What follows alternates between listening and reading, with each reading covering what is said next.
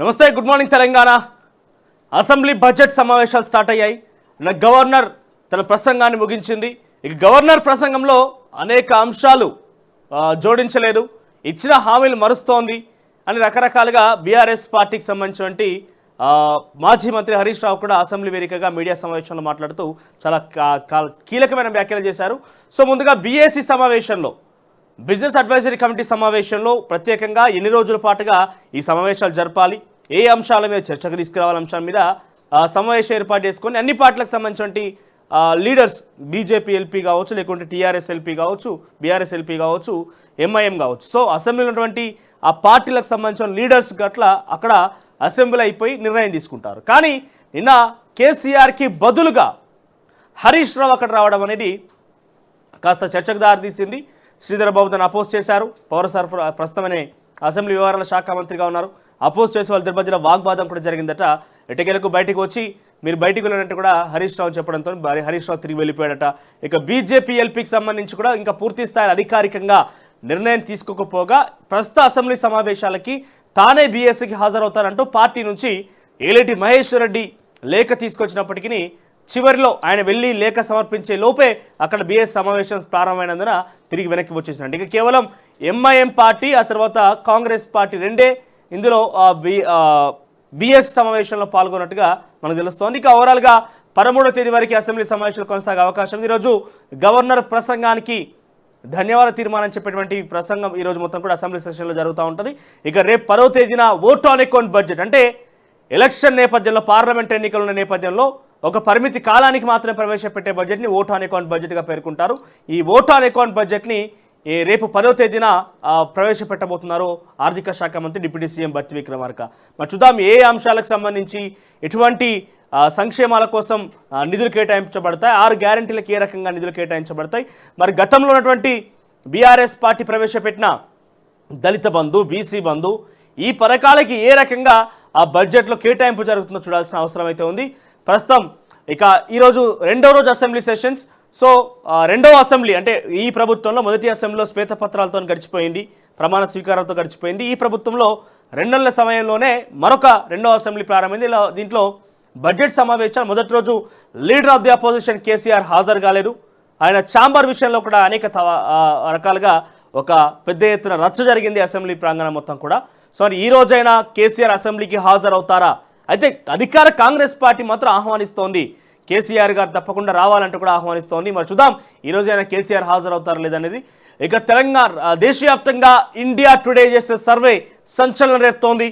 ఇక దేశంలో మరోసారి బీజేపీయే అధికారంలోకి రాబోతున్నట్టు కూడా ఆ సంచలన షాకింగ్ సర్వే తీర్పునిచ్చింది. అయితే తెలంగాణలో మాత్రం ఇటు బీజేపీకి, బీఆర్ఎస్కి చెరో 3 స్థానాలు గెలిచే అవకాశం ఉన్నది. ఒకటి ఎంఐఎం 10 స్థానాలకు పైగా కాంగ్రెస్ పార్టీ కైవసం చేసుకున్నట్టుగా ఇప్పటికే ఇండియా టుడే సర్వేలో షాకింగ్ ఫలితాలు వెల్లడించింది. ఇది బీఆర్ఎస్ పార్టీకి ఒక షాకింగ్ అని చెప్పాలి. ముఖ్యంగా మెదక్లో చాలా పట్టున కారణంగా మెదక్లో ఒకవేళ అవకాశం వస్తే కనుక కరీంనగర్లో, ఆ తర్వాత మరో చోట 3 చోట్ల బీఆర్ఎస్ పార్టీ గెలిచే అవకాశాలు ఉన్నాయి. ఇక మిగిలిన చోట మరో 3 చోట్ల బీజేపీ, 10 చోట్లలో కాంగ్రెస్ పార్టీ గెలిచే అవకాశం ఉన్నట్టుగా షాకింగ్ సర్వే విడుదల చేసింది ఇండియా టుడే. మరి ఇవి హైలైట్స్గా ఉన్నాయి. ఇదే అంశాలకు సంబంధించి వివిధ వార్తాపత్రికల్లో వచ్చిన కథనాలు, దానికి సంబంధించి విశ్లేషణ చేసే ప్రయత్నం చేద్దాం. ముందుగా ఈనాడు విషయానికి వస్తే,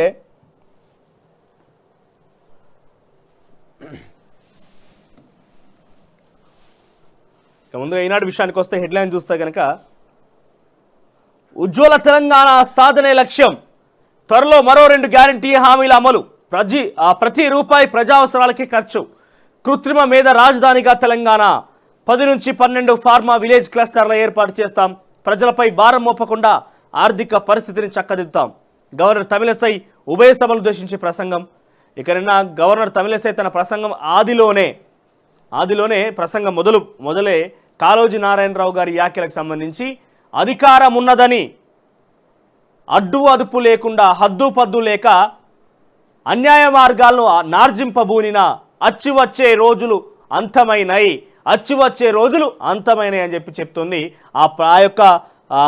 ఆ యొక్క పద్యంతో స్టార్ట్ చేయడమే అధికార అహంకారం ఉన్నదని చెప్పి, అన్యాయ మార్గాలను ఎంచుకున్నటువంటి గత ప్రభుత్వం రోజులు అంతమైనాయి అని చెప్పి ఆ పద్యంలో చాలా స్పష్టంగా మెన్షన్ చేసి చెప్పింది.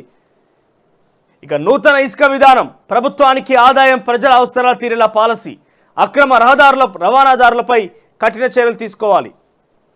ఇసుక పాలసీలో కూడా అన్యాయం చేస్తూ కొన్ని వర్గాలకు సంబంధించి వ్యక్తులు ఆ ఇసుక పాలసీలో ఉన్నటువంటి లోగుట్టును కూడా మర్చుకొని అత్యధికంగా గోదావరి పరివాహక ప్రాంతాలైనటువంటి ఆ చెన్నూరు, రామగుండం, భూపాలపల్లి, తర్వాత భద్రాచలం వరకు సో ఈ పరివాహక ప్రాంతం మొత్తం కూడా ఇసుక రవాణాకి నెంబర్ 1 కేర్ ఆఫ్ అడ్రస్గా మారింది. కొన్ని చోట్ల తుంగతుర్తి, నల్గొండ లాంటి ప్రాంతాల్లో కూడా వాగుల్లో ఇసుక కూడా ధ్వంసం చేస్తూ అక్కడ అక్రమార్కుల మూట కట్టుకునే ప్రయత్నం చేస్తున్నారు. ఇసుకను కాస్త డబ్బుల మూటగా మార్చుకునే ప్రయత్నం చేస్తున్నారు.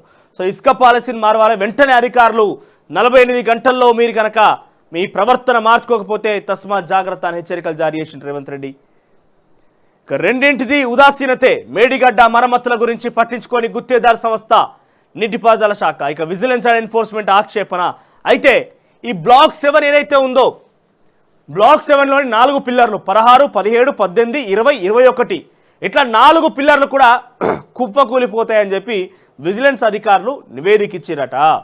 అయితే ఈ యొక్క బ్లాక్ 7 నిర్మించింది ఎల్ఎన్టీ సంస్థ కాదు. ఎల్ఎన్టీ సంస్థ కింద మళ్ళీ ఒక సబ్ కాంట్రాక్టర్కి ఇస్తే ఆ సబ్ కాంట్రాక్టర్ నిర్మాణం జరిగిందట.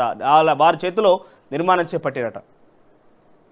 చాలా వరకు ఏమంటారు దాన్ని, క్వాలిటీలెస్, అసలు ఎటువంటి క్వాలిటీ లేనటువంటి నాసి రకం పనులు చేపట్టిన కారణంగానే కూలిపోయిందన్నట్టుగా మరో నివేదిక అందించింది విజిలెన్స్ అధికారులకు. అయితే ప్రత్యేకంగా దాన్ని పరీక్షించేందుకు ఎక్స్పర్ట్స్ కమిటీని వేయాలి, ఇంజనీర్ల ఎక్స్పర్ట్ కమిటీ వేయాలన్నట్టుగా ఒక లేఖలో పేర్కొందంట రాష్ట్ర ప్రభుత్వాన్ని విజిలెన్స్ కమిటీ. కేసీఆర్ కాలం చెల్లిన ఔషధం, కాళేశ్వరం అవినీతి నుంచి దృష్టి మళ్లించడానికే తెరపైకి కేఆర్ఎంబీ అంశం. ఇక అన్యాయ దశాబ్దం, ఉద్యోగ కల్పనపై చర్యలు శూన్యం, ధరల పెరుగుదలపై మౌనం, మోదీ ప్రభుత్వం వైఫల్యాలుగా పేర్కొంటున్న కాంగ్రెస్ శూన్యపత్రం. ఈరోజు ఇప్పటికే అసెంబ్లీలో మన తెలంగాణ రాష్ట్రంలో స్వేదపత్రాలు మొత్తం కూడా చూస్తూనే ఉన్నాం. ఇప్పుడు ఈ యొక్క సెగ దేశానికి తాకింది. భారతదేశ పార్లమెంట్లో కూడా ఈరోజు నిర్మలా సీతారామన్ శ్వేతపత్రం విడుదల చేయబోతున్నారట. గత ప్రభుత్వంలో ఏ రకం అన్యాయం జరిగింది, ఈ ప్రభుత్వంలో ఎట్లా దాన్ని మేము సరిదిద్దినాం అని చెప్పి శ్వేతపత్రం విడుదల చేస్తుందట. అయితే మీ ప్రభుత్వంలో ఏం కాలేదు, శూన్యపత్రం అని చెప్పి కాంగ్రెస్ విడుదల చేస్తుందట. ఇక ప్రేమోన్మాది ఘాతుకం, నిర్మల్ జిల్లాలో పట్టపగలే ఒక ఒక మహిళపై నిర్మానుషంగా ఉన్న స్థలంలో చూసి కత్తితో దాడి చేసిండు. ఇక హైదరాబాద్లో ఎన్ఐఏ సోదాలు, తర్వాత గవర్నర్తో అబద్ధాలు చెప్పించారన్న హరీష్ రావు. ఇక దావోస్ పెట్టుబడులపై శ్వేతపత్రం విడుదల చేయాలని డిమాండ్. 13 వరకు అసెంబ్లీ సమావేశాలు, 10 ఓట్ ఆన్ అకౌంట్ బడ్జెట్, బిఎస్ సమావేశం నిర్ణయం. మిగిలిన మొత్తం కూడా యాడ్స్కి పరిమితమైంది. ఇక ఆంధ్రజ్యోతి పత్రిక చూస్తే, నేను హోంమంత్రిని అయితే బీఆర్ఎస్ను కంట్రోల్ చేస్తా, కేసీఆర్ కుటుంబం సహా జగదీష్ రెడ్డి జైలుకే, అసెంబ్లీ భేటీ తర్వాత మంత్రివర్గ విస్తరణ, అధిష్టానం నుంచి నాకు హామీ ఉంది, మీడియాతో చిట్ చాట్లో రాజగోపాల్ రెడ్డి, మీలాగే మాకు ఫ్యామిలీ ఎఫెక్ట్ పడుతోంది, మంత్రి పదవిపై కేటీఆర్తో సంభాషణ. ఇక హోంమంత్రి పదవిపై రాజగోపాల్ రెడ్డికి అధిష్టానం నుంచి హామీ ఉన్నదట. ఇక ఆ రోజులు అంతమయ్యాయి, కాళోజీ కవితతో బీఆర్ఎస్ సర్కార్ను దునుమాడిన రాష్ట్ర గవర్నర్ తమిళసై. ఇక కేసీఆర్ ఎక్స్పైర్డ్ మెడిసిన్ అన్న రేవంత్ రెడ్డి. ఇక త్వరలో ఇసుక పాలసీ, 25% ఇసుక తరలిపోతోంది, అధికారులు నిద్రపోతున్నారా? టీఎస్ ఎండీసీపై సీఎం ఆగ్రహం, ప్రక్షాళన, విజిలెన్స్, ఏసీబీ తనిఖీ, కొడంగల్ లిఫ్ట్కు 2945 కోట్లు. ఇక ఏపీలో టీడీపీ రాష్ట్రంలో హస్తం.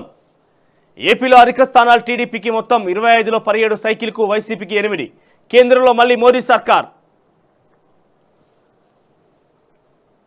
ఇక పక్కనే ఐఏఎస్కు 10 కోట్లు, ఆ అధికారి చెప్పినట్టు చేశా, పలు దఫాలుగా నగదు రూపంలో చేరవేశా. ఏసీబీ కస్టడీలో వెల్లడించిన శివబాలకృష్ణ, ఐఏఎస్ విచారించేందుకు రంగం సిద్ధం, ప్రభుత్వ అనుమతి కోరిన ఏసీబీ అధికారులు. బడా స్థిరాస్తి సంస్థలపైన ఏసీబీ ఫోకస్, డొల్ల కంపెనీలు, బినామీలపై ఐటీ నజర్, నిధుల మళ్లింపుపై రంగంలోకి ఈడీ. అయితే ఈ యొక్క అక్రమంగా డబ్బులు సంపాదించుకున్న నిధుల మళ్లింపు జరిగింది, పై స్థాయి అధికారులకు చెల్లింపులు జరిగినాయి. ఇక్కడ ఏమంటారు సంపాదనకు మించి ఆస్తులున్న కారణంగా శివబాలకృష్ణ మీద ఇప్పటికే ఏసీబీ దాడులు విచారణ చేపట్టింది, కస్టడీకి తీసుకున్నారు. తర్వాత మళ్ళీ చెర్లపల్లి జైల్లో ఆయన వదిలేసిన పరిస్థితి. అయితే ప్రస్తుతం ఇదే అంశంలో ఈడీ ఎంటర్ అయింది. అంటే ఎంత లోతు డొంకైనా కదలాల్సిందే. ఇక తీగలాగుతున్న డొంక గల ఇప్పుడు నిన్నే చెప్పినా, ఇక డొంకను కదిలించే ప్రయత్నం ఈడీ చేయబోతోంది. ఇక సాగునీటి శాఖలో ఎన్నికల టెండర్లు రద్దు. 8,877 కోట్ల విలువైన 69 పనులకు స్వస్తి. ఎన్నికల సమయంలో ఇచ్చినటువంటి టెండర్లు మొత్తం కూడా రద్దు చేసిందట. ఇక కొలువుల జాతర నియామకాలను తొలగిన అడ్డంకులు, గురుకులాల ఉద్యోగాల ఫలితాల వెల్లడి. త్వరలో పోలీసు ఉద్యోగాల భర్తీ పూర్తి. గ్రూప్ 4 ఫలితాల వెల్లడికి కసరత్తు. గ్రూప్ 1 పరీక్ష రద్దు, తిరిగి ఉత్తర్వు. పాతవారు దరఖాస్తు చేయనక్కర్లేదు, కొత్త వారికి అవకాశం కల్పించడమే సమాంతరంగా మహిళా రిజర్వేషన్లు.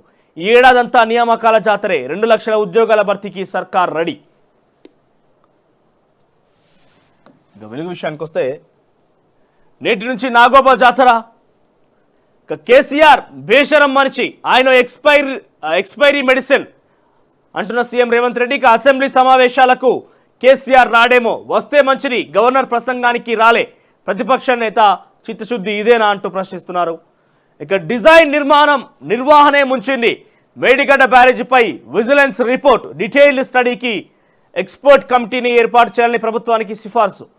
బ్యారేజీని ప్రారంభించిన తర్వాత ఆపరేషన్ అండ్ మెయింటెనెన్స్ గాలికి ఇరిగేషన్ డిపార్ట్మెంట్ కానీ నిర్మాణ సంస్థ ఎల్ఎన్టీ కానీ పట్టించుకోలే. కనీసం వానాకాలం ప్రారంభానికి ముందు తర్వాత తనిఖీలు కూడా చేయలే. నిర్మాణ ఖర్చును ఏకంగా 133.67% పెంచేశారు. 10 ఏళ్ల కిందట కట్టిన డ్యాములు గట్టిగున్న మేడిగడ్డ 4 ఏళ్ళకి ఆగమైంది. 4 ఏళ్ళకి ఆగమవుడు కాదు. జూన్ 19, 2018 ఈ డ్యామ్ ఓపెనింగ్ జరిగితే నవంబర్లోనే 2019 ఇది పూర్తి స్థాయిలో ఏమంటారు పనులు ఇక్కడ వరద రావడం లేకపోతే రివర్స్ సైక్లింగ్ స్టార్ట్ అయితే నవంబర్లోనే పగులు బయటపడ్డాయట. కానీ అది గుర్తించి దానికి ఏం మరమ్మతులు చేయాలి అని చెప్పి ఆ చర్యలు తీసుకోకుండా దాన్ని కప్పిపుచ్చే ప్రయత్నంగా దొంగచాటుగా జరిగిందట వ్యవహారం మొత్తం కూడా. ఇక మహిళా ఓటర్లు ఎక్కువ. ఆ తర్వాత యువతిని గొడ్డలితో చంపిన ఉన్మాది. తనతో పెళ్లికి నిరాకరించిందని యువతిపై ఓ యువకుడు గొడ్డలితో దాడి చేసి హత్య చేశాడు. నిర్మల్ జిల్లా ఖానాపూర్లో గురువారం ఈ దారుణం జరిగింది. ఇక శివబాలకృష్ణ అవినీతిపై ఐటీ ఫోకస్.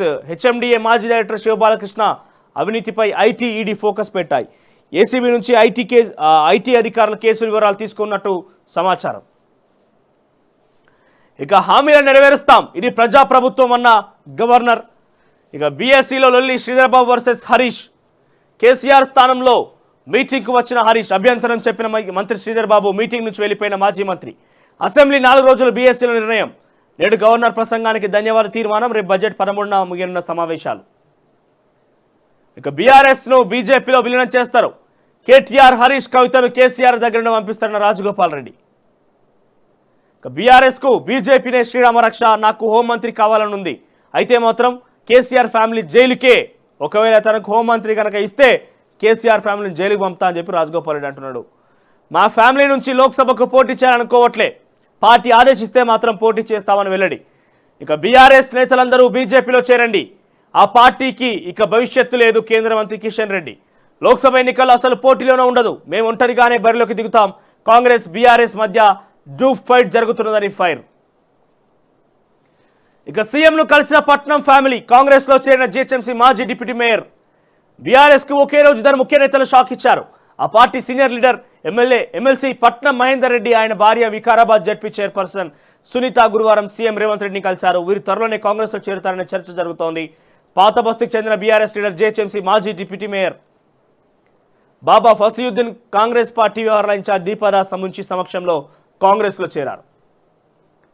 ఇక కేటీఆర్ చెప్తేనే 53 కోట్లు ఇచ్చినాం, ఫార్ములా ఈ రేస్ బాధ్యతంతా ఆయనదే. ప్రభుత్వ నోటీసులకు అరవింద్ కుమార్ రిప్లై.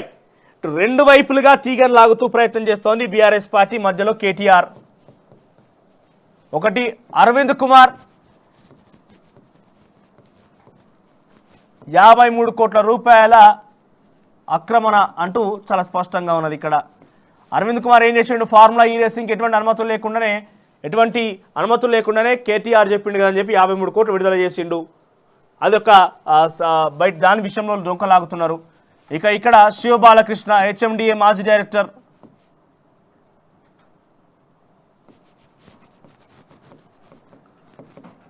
సో ఈయనకి ఇప్పటికే అధికారికంగా 400 కోట్ల రూపాయల ఆస్తులు కూడగట్టి అనేది బహిరంగంగానే మాట్లాడుకుంటున్నారు. ఇక్కడ ఈడీ ఎంటర్ అయింది. ఇక్కడ కూడా త్వరలో ఐటీ లేదా ఏసీబీ దాడి జరిగే అవకాశం డెఫినెట్గా ఉండబోతుంది. సో ఇరువైపులా కేటీఆర్ని లాక్ చేసే ప్రయత్నంలో కాంగ్రెస్ ప్రభుత్వం నిమగ్నమై ఉన్నది. ఇక మీ బ్లాక్ పేపర్ మాకు దిష్టి చుక్క, కాంగ్రెస్ పై రాజ్యసభలో ప్రధాని Narendra Modi fire. Black shirts వేసుకొని ఫ్యాషన్ షో చేశారని ఎద్దేవా. ప్రతిపక్షాల చర్యలను స్వాగతిస్తున్నామని వ్యాఖ్య. ఉభయ సభల్లో white paper versus black paper. శ్వేతపత్రం రిలీజ్ చేసిన బీజేపీకి కౌంటర్గా కాంగ్రెస్ బ్లాక్ పేపర్. ఇక ఇండియా టుడే సర్వేకి సంబంధించి ఎన్డీఏకు 335 మూడోసారి మోదీనే ప్రధాని. India Today mood of the nation సర్వేలో వెల్లడి. గతంలో పోలిస్తే ఎన్డీఏకు తగ్గనున్న 18 సీట్లు. ఇండియా కూటమికి 166, ఇతరులకు 42 సీట్లు. ఇక తెలంగాణలో కాంగ్రెస్కు 10, బీజేపీకి 3 స్థానాలు.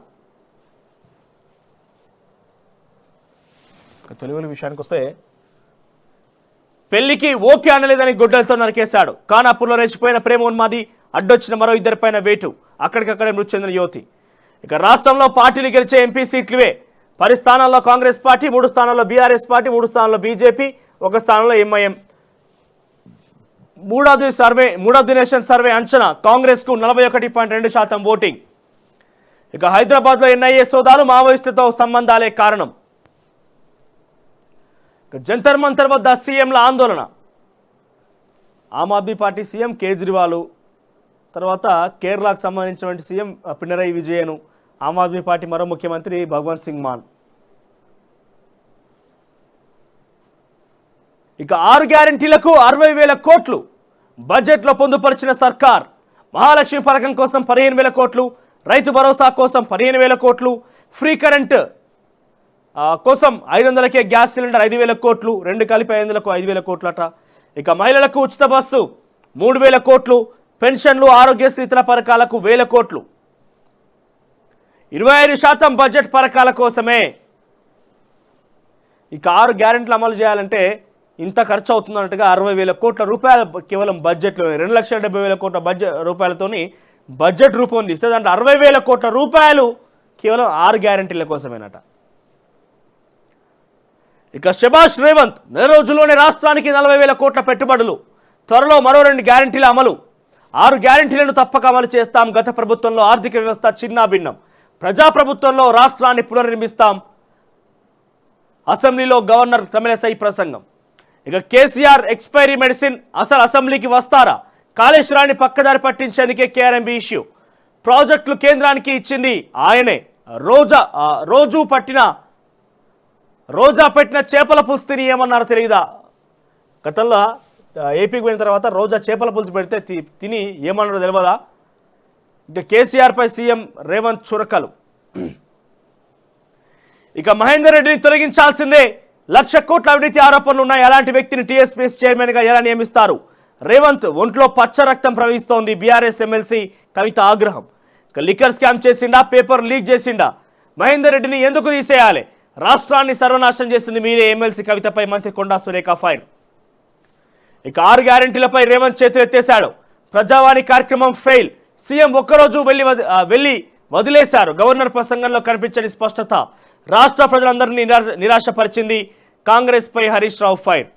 ఇక హరీష్ కు అవమానం. బీఏసీకి వద్దని మంత్రి శ్రీధర్ బాబు స్పీకర్కు చెప్పారన్న హరీష్ రావు. అలా కుదరడంతో బయటకు వచ్చిన మాజీ మంత్రి.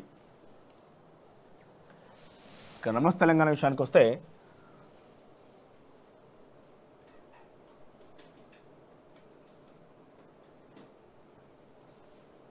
ఇక టీఎస్పీఎస్సీ ద్వారా 2 లక్షల కొలువులు ఇస్తాం.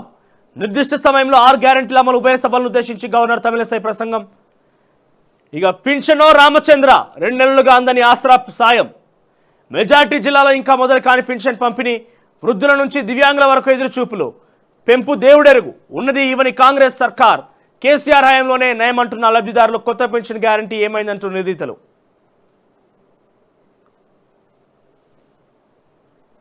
ఇక హస్తినకు తాకిన కిసాన్ సెగ. భూ పరిహారం, ఇతర సమస్యలు రణనినాదం. పార్లమెంటు ముట్టడికి రైతు సంఘాల పిలుపు. వేలాది ట్రాక్టర్లతో రోడ్లపైకి వచ్చిన అన్నదాతలు. అడ్డుకున్న పోలీసులు. భారీగా ట్రాఫిక్ జామ్. ఢిల్లీ నోయిడా సరిహద్దుల్లో తీవ్ర ఉద్రిక్తత. ఇక మొత్తం మీద తెలంగాణ రాష్ట్రంలో లోక్సభ ఎన్నికల నేపథ్యంలో మరోసారి ఓట్ల లెక్కింపు జరిగితే ఓటర్ల సంఖ్య 3.3 కోట్లుగా రాష్ట్రంలో మహిళా ఓటర్లే ఆధిక్యం. తుది జాబితా విడుదల చేసిన ఈసీ. ఇక ఆశా వర్కర్ల ఆకలి కేకలు. 2 నెలలుగా వేతనాలు లేక ఇబ్బందులు, చిరుద్యోగులతో కాంగ్రెస్ సర్కార్ చెలగాటం. సమ్మెకు సిద్ధమవుతున్న ఆశా కార్యకర్తలు నేడు కలెక్టరేట్ల ఎదుట నిరసన కార్యక్రమాలు.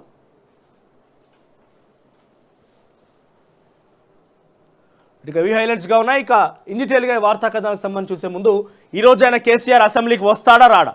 ఒకవేళ కేసీఆర్ కనుక అసెంబ్లీకి వస్తే గవర్నర్ ప్రసంగాన్ని ఉద్దేశించి కేసీఆర్ ఏం మాట్లాడబోతున్నారు? గవర్నర్ గత పాలన గురించి చాలా క్లియర్ కట్గా గత పాలన అన్యక్రాంతమైంది, అన్యాయమైంది, ఆగమైపోయారు జనం అన్న రకంగా చాలా స్పష్టంగా చెప్పింది. అధికార మదంతో హద్దు అదుపు లేక అన్యాయ మార్గాలను ఆర్జింపజేసి అచ్చివచ్చే రోజులు అంతమైనాయి అనే రకంగా చాలా స్పష్టంగా అధికార దాహంతో, అధికార అహంకారంతో హద్దు పద్దు లేకుండా పోయినటువంటి గత ప్రభుత్వాల మార్గాల నుంచి ఆ రోజులు అంతమైనాయి. ఇది ప్రజాప్రభుత్వం అనే రకంగా 21 పేజీలతో కూడిన ప్రసంగాన్ని గవర్నర్ ప్రసంగించడం అనేది పెద్ద ఎత్తున చర్చనీయాంశం అవుతున్న. హరీష్ రావు కూడా మీడియా సమావేశంలో అసెంబ్లీ వేదికగా చాలా ఘాటుగానే స్పందించారు తన ప్రసంగం గురించి. మరి ఈరోజు కేసీఆర్ అసెంబ్లీకి వస్తాడా రాడా? ఒకవేళ మీరు కూడా కామెంట్ రూపంలో తెలియజేసే ప్రయత్నం చేయండి. కేసీఆర్ అసెంబ్లీకి వస్తే ఏ రకంగా ఉంటుంది? ఒకవేళ కేసీఆర్ అసెంబ్లీ రాకుండా నిరాకరిస్తే మీరు ఎట్లా భావిస్తారు దాన్ని?